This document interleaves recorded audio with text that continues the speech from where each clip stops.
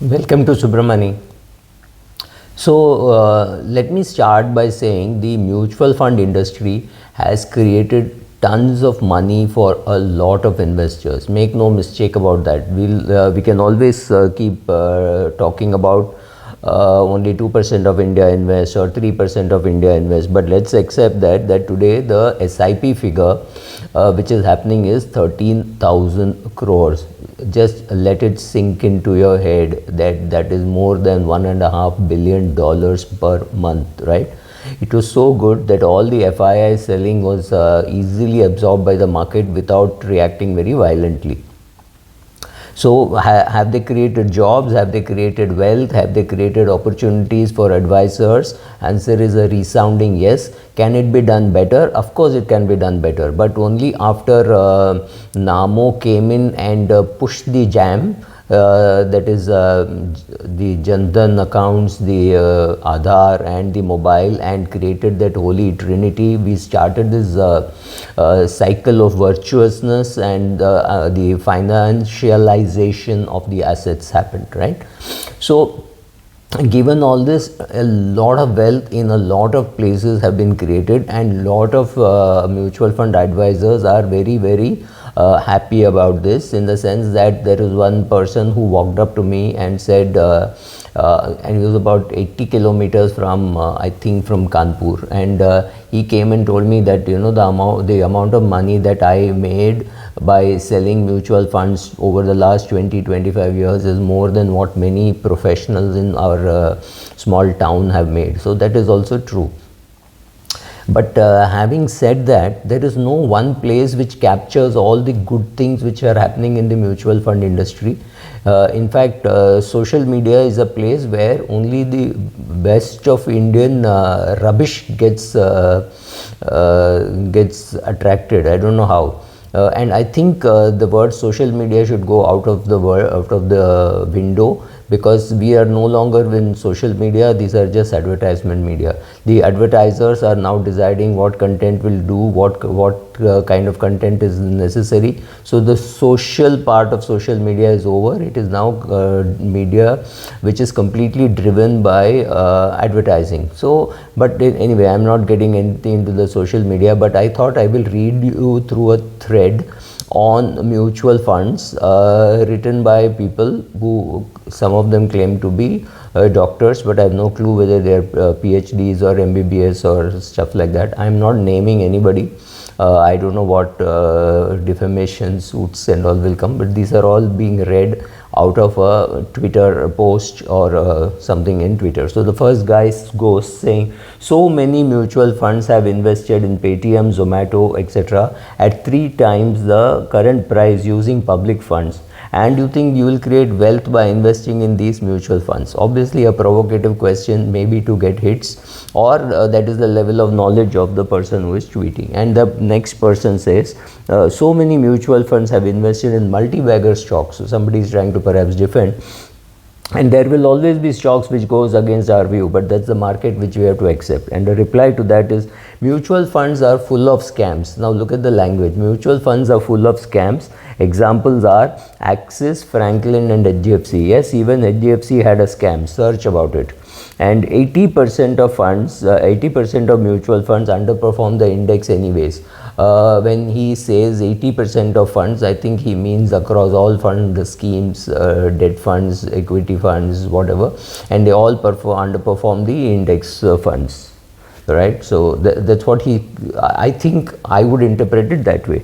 And to which the other person has replied that scams are everywhere. Health has scams, education has scams, real estate has scams, but people have to make choices for investment. What would they do? If they have surplus, they have to invest it somewhere. So to which this man says, there are top mutual funds which had scams, not some average third grade mutual fund, and that is the difference. Wow, this is amazing.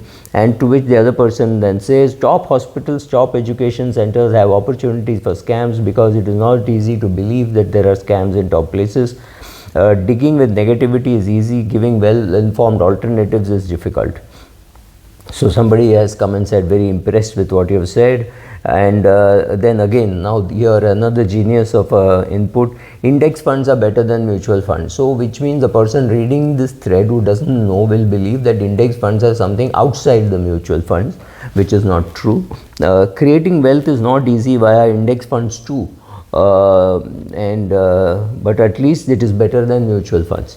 To which another man completely new to this thread says something, another brilliant thing: index funds at dips are the only way for retail janta to invest. They can at best match inflation. They can't hope for growth, right? The growth story has been juiced out completely from 2003 to 2007. From where do these people get these nonsensical things, and how I mean, blue tick, no blue tick, but Twitter allows all such shit to appear. Now if you are a common man who does not understand mutual funds, I can perhaps give you a list of handles not to follow for understanding mutual funds. This is complete nonsense. This is like saying the world has come to an end in 2007. After that, nobody has made any money in the mutual funds, or maybe not even in share markets. I don't know. I have not followed anything about these geniuses. They are talking about the share market. So there is a fund house which never bought such stocks, and they do what they speak. So somebody says, which is that? And he has not answered that. So it says, that is the reason I invest in. This is another brilliant social media post, which is, there is a reason I invest in mutual fund, not in the best performing, but what is important is the transparency of the AMC is the most important in mutual fund investing. I am ready to accept underperformed, I think he means underperformance, if it is based on the process of investing. Give me a break. How much do you understand about the process of investing? What do you know about the process of research, the process of investing, the trustees, their role, etc.? How do you know what is the process? You are a small investor. How do you know what is the process, right? So he says, oh, he is an anchor investor, and he says, oh, buy index when there is a correction. What correction, how much correction, when to buy, nothing but just motherhood statements. There have been scams in Axis, Franklin and HDFC. Fantastic. So I have asked him, and of course I won't get a reply saying, explain about each of those scams, how much money got invested, how much money did people lose, right? So don't make motherhood statements, oh, this government is not good. It's just not, don't make motherhood statement. Pick up something specific and say, this I know, this is the correct information, this wrong information I'm getting from such source. So you say, okay, the government's information giving is not as authentic as I want it to be. Pick something specific. Don't make motherhood statements. But anyway, it's good fun. This is another amazing thing. When people pull out funds, NAV goes down, right? Complete nonsense, but just hear out, it's even worse. When MFD, banker, agent or advisor push people to switch funds frequently for some extra fees, NAV goes down. I have no clue how NAV goes down, and I have no clue how there will be extra fees when you switch. There will be long-term capital gains, but the fees remains more or less steady across. If a fund advisor makes you shift from fund A to fund B, the fees can't be the reason why he's doing it. Once upon a time it was true. So these are people who come from a very old mindset of entry load. Today, yes, there can be a difference, but that difference is too marginal, right? It's always, whether it is the advisor or the fund house or the investor, you make money in well-performing funds. Make no mistake about that. When when new scheme comes, people are pushed forcefully and they have to switch, and therefore NAV goes down. Wow. Fund houses, when they switch funds, NAV goes down. I don't know from where people get all these gyan. And he says, sir, wealth might get created by investing directly in Paytm and Zomato. I think he means this as with some sense of humor. And then they say one fund house didn't do any such thing. But I mean, MF, Buy Nifty and Chill, they are having fun investing your money in companies like Car Trade. And another good reply is, sir, there are 35 plus mutual funds and 4 AMCs invested in Paytm IPO.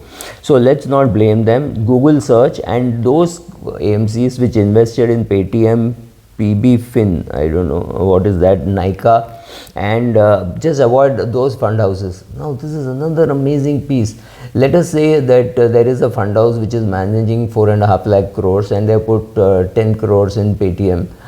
You will avoid that fund house. Something is wrong with you.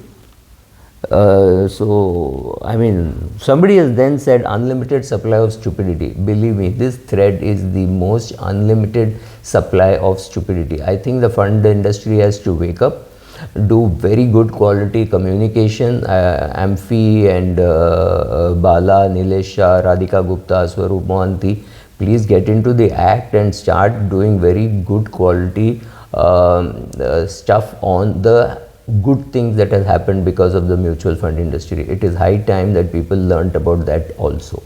Thank you.